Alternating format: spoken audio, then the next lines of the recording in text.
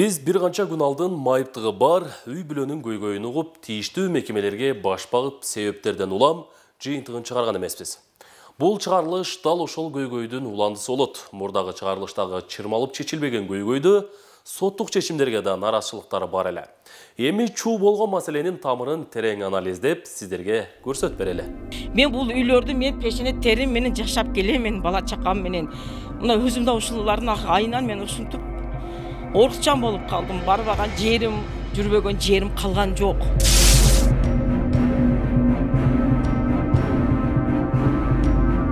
Ontor çok yerde jasalmak kitapta aytıyor. Çok yerde o. Anam gidin.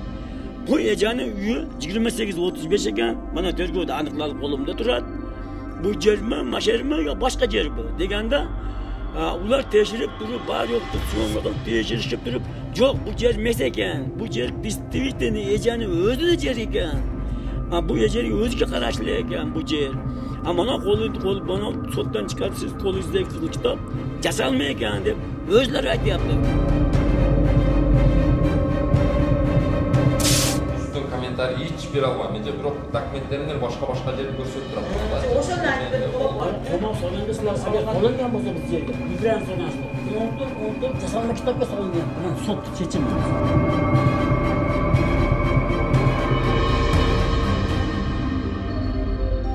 Ишенген сотубуз ушундай чечим чыгарат. Жасалма госактын күчүнө калды. Мыйзамдуу берилген госактын жокко чыгарып койду. Жанагы биз тигинде калсын, бурукуна калсын деп чечкен жокпуз. Бул даттанып атат жана 14-14 боюнча, 14-14 бул жанагы коммунизмге берилген участок. Булага тиешеси жок, бул башка жакта жатпайбы, жанагы берки айылда и 20 канчада 28-35-те жашап атат. Саламатсыздарбы, Ошпрем телеканалынын бул чыгарылышы Кара Суу районуна караган Кызыл Кыштак айыл өкмөтүнүн жаңы турмуш айылында турабыз.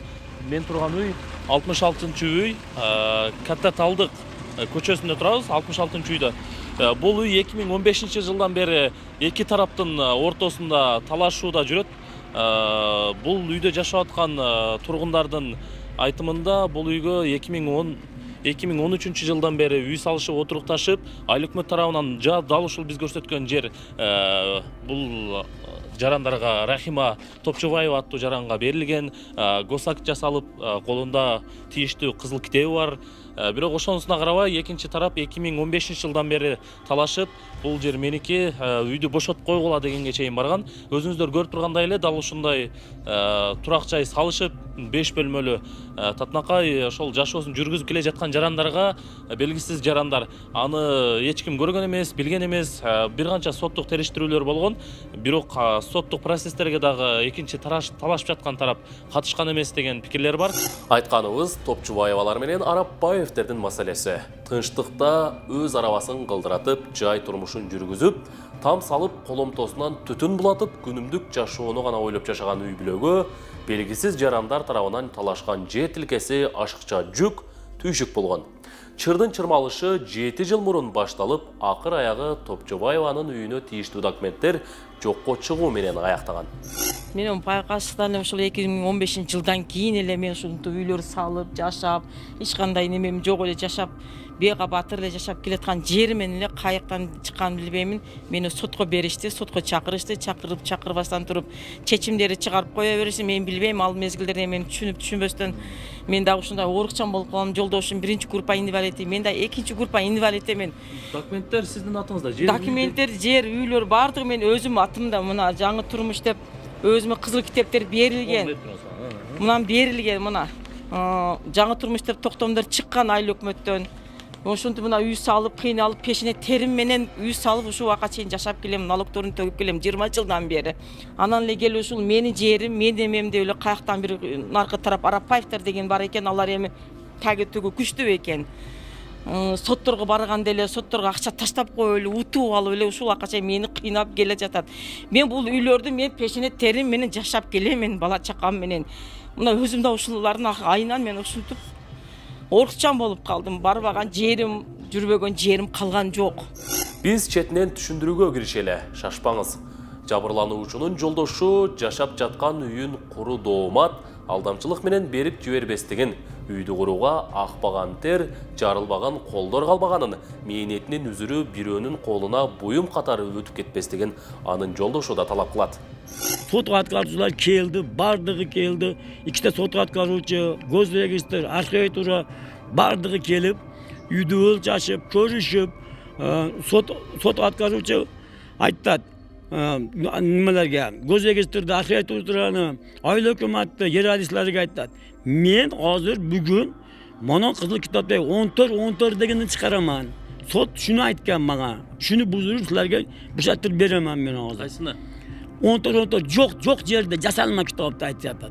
Yo'q yerda u. Anan keyin bu ejani uyi 28-35 ekan. Mana tergovda aniqlanib qo'limda turadi.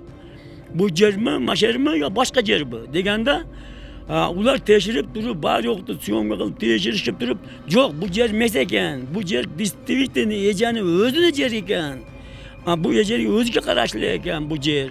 Mana qo'l mana sotdan chiqarib siz qo'lingizdagi qizil kitob jasalma ekan deb o'zlari aytyapti. Gosregistr o'zidagi komissiya qilib tekshirganlar. Yer adreslar, arxitektura aytyapti, bardigi. O'zlari qilgan bu ishni biz kelganimizdan beri mashada mana shu uylarni ham o'zi so'ygan bular. Quruq yerga solishib o'tirishibdi mana.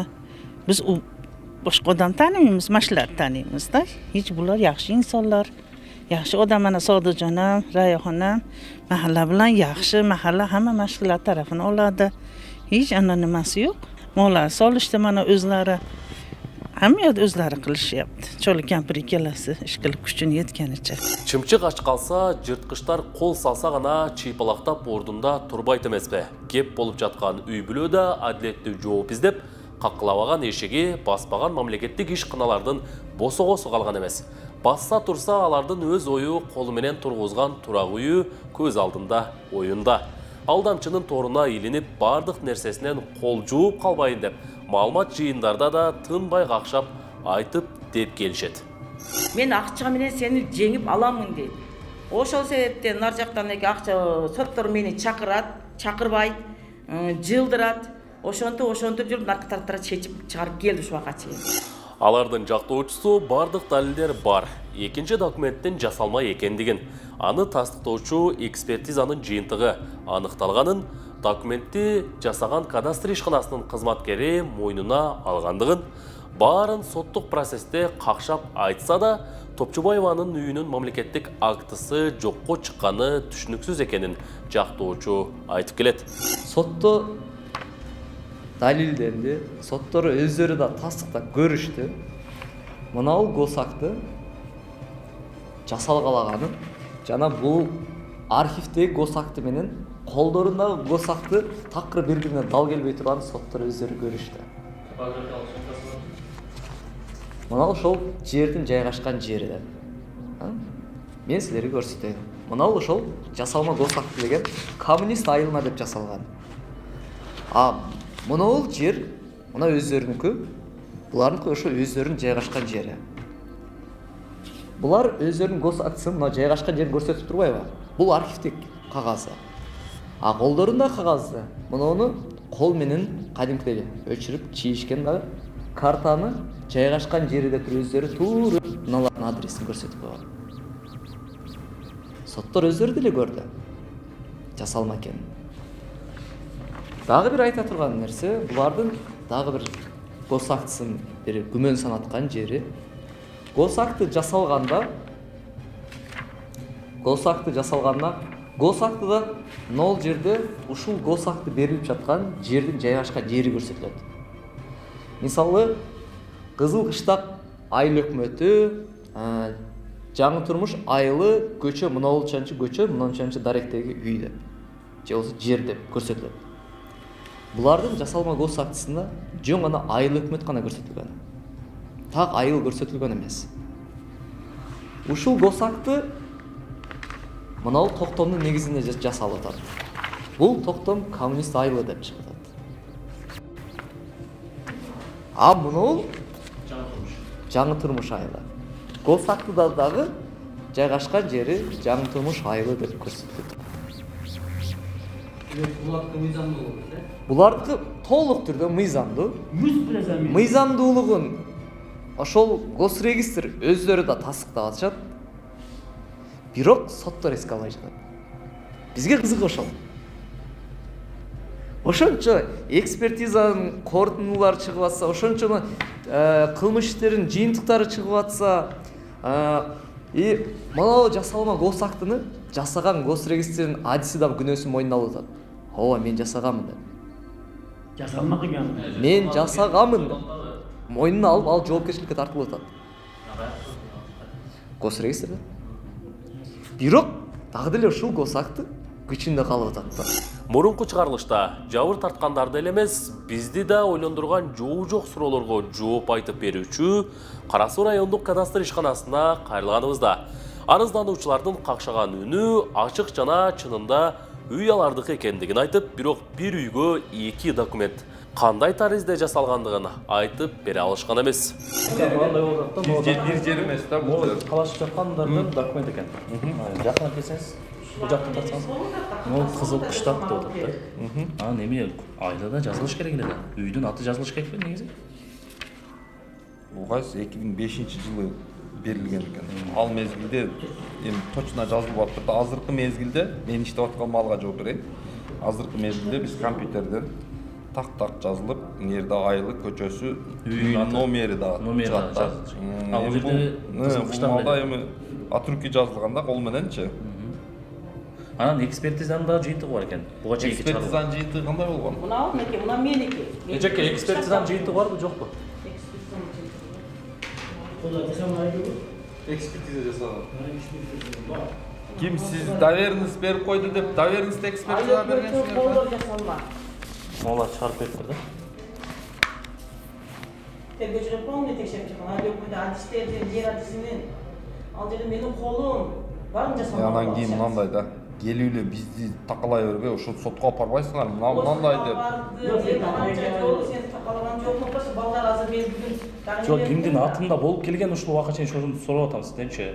2 документ турат, кимде болуп атат, ошол нерсе сурап атам да, буга чейин кимде болуп келгенчи. Ошону эле сурап атам. Экспертизада чыгарып туруп буга чейин колдор фальшивый жасалма депчи. Сиздер кандай айтасыңар, ошол маанилүү болуп атат магачы. Топографиялык сөмкасы туура элеби? Аны көрсөңүз. Экөөнү салыштырып коюңузчу. булар жасалма кылган чертеждерин карап коюп. Бул жер башка жерде көрсөтүп турат. Бул жерде Кайсы жакта жүрөт? Меники 5-жыл болду. Мына документке карап айтсак, мынаныкы башка адрес, бул жак башка адрес. Эми мен жерине барып көргөн эмесмин да мунучу. Адистерибиз барып көрөт. Бул кандай жер болуп калды, кандай адрес болуп калды?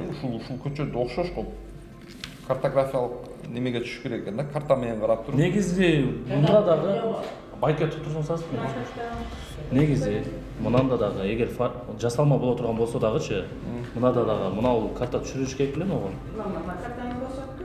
Ошол жерде бар ошол индикатор ошол немелер. Жок, түшүнүп атам. Негизи мынау карта мынада болуш керек беле? Эгер жасатып ала турган жакта дагы экөө бир болуш керек беле? Мындай да. Экөө эгер накладка болсо, биз документтен булда дагы, бул госакта дагы бир жерди көрсөтүш керек. Ошондо накладка болот эже. Мына жер башка жерди көрсөтүп атпайбы азыр? Бул ошол башка жер талашып аткандардын немеси болот. Документи болот. Башка жер талашып аткандар. Демек талашып аткандар анда туура эмес болуп атабы? А бул эжебиздики болуп атат.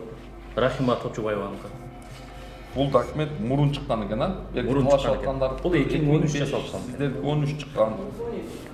Жер алылекте, бизде алылекте чыккан документ. Бирок сиздер токтомдун негизинде жашап келгенсиздер да алгач, туурабы? Ооба.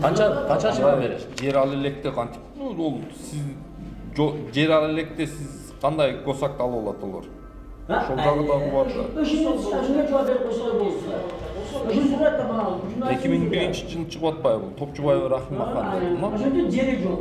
Ошондо жер жок жерге кылган. Албаган жерди кантип булар жасалма кызыл китеп кылып берип атат. Чыркыраган чындыктын түбүнө жетүү оңойго турбайт. Ал арада ортомчулар, чоңдор, жогорку кызматтагылар сүйлөсө эле бүттү. Алардын айтканы айткан, дегени деген болот окшойт. 6 сотук жерге кимдин көзү түшүп, кайсы байдын же болбосо, кайсы жүзүн жашырган чиновниктин колу жеткендиги жана Ош облустук соту кандай далилдер менен Топчубаеванын документин жокко чыгарганына биз кызык көрдүк. биринчисинде жанагы коммунизмдеги токтом күчүндө да анын госактысы бар, булар ошону даттанып атат. Экинчиси өзүнүн токтому туруп атат да, камтоочу, бирок госактысы жокко чыгып кетет. Ну эми азыр госак жокко чыгып кетти. Кайрадан дагы повтор кылып алышка туура келбейт, болбойт. Балким эми токтом менен жашашка туура келет. Азыр кайрадан алуу үчүн бул эми мамлекеттик каттоо мыйзамдарын карап көрүш керек экен, бирок соттун чечими менен жокко чыгып кеткенде бул уже туура эмес болуп калат. Да, анткени бул боюнча сотко тараптар берип чечим чыгып калыптыр. Ошол чечимге баа бериш керек азыр. Эгерде тараптар мүмкүн жаңылышылган жакта жана ишке кылмыш козголуп жанагы кызматкерлердин ошо кылмыштуулук аракеттери такталды, бирок мөөнөт өтүп кетти деп сурап атпайбы? Эгерде бул эми адвокаттар кош керек, биз эми сот катары бир тарапка азыр бизде эки тарап бар да, бир тарапка юридикалык консультация берген эмес, бирок мына иштин жагдайын түшүндүрүп атканымда, эгерде жаңы жагдай болуп же башка арыз менен кайрылса, анда именно өзүнүн чегине кайрылыш керек. Бул жанагы биз тигинде калсын, буунукуна калсын деп чечкен жокпуз. Бул даттанып атат жана 14-14 боюнча, 14-14 бул жанагы коммунизмге берилген участок. Булага тиешеси жок, бул башка жакта жатпайбы, жанагы берки айылда и 28-35 жашап атат. Ошон үчүн сот айтып атат. Кечирип коюңуз, сиз башка даректе 28-35 жашап атасыз, 14-14 коммунизм экен, сиздин укугуңуз бузулган жок деп биз ошого байыдык. Соттордун маалыматына таянсак, Топчубаевага 2013 жылы мамлекеттик акт экинчи ирет кайталанма иретинде берилген. Мыйзам чегинде бир үйгө экинчи ирет кызыл китеп жасалбайт. Анын айынан 2015 жылы эле арыздануучулардын үйгө тийиштүү болгон кагазы жокко чыгып кеткен. Бул маалымат менен айыптын баары кызыл китепти жасап берүүчү ишканага жүктөлөт. Документти жасаган кызматкерлер да кадастр ишканасында эмгектенген. Азырда оокатын көрүп, Кара Суу райондук кадастр ишканасында эч кандай чарасыз суудан корук чыгып, бир үй бүлөнү көз алдында жүгүртүп, зарлантканы аз келгенсип галстукту тагып, эч нерсе болбогондой нан таап жүрөт. Бул жагынан алып караганда, мыйзам алдында да туура эмес кылмышты кылып, кыл жип менен бууп, кенебей иштеп жүргөнүнө прокуратура көзөмөлгө алабы же алардын да оозун майлап койгонбу түшүнүксүз.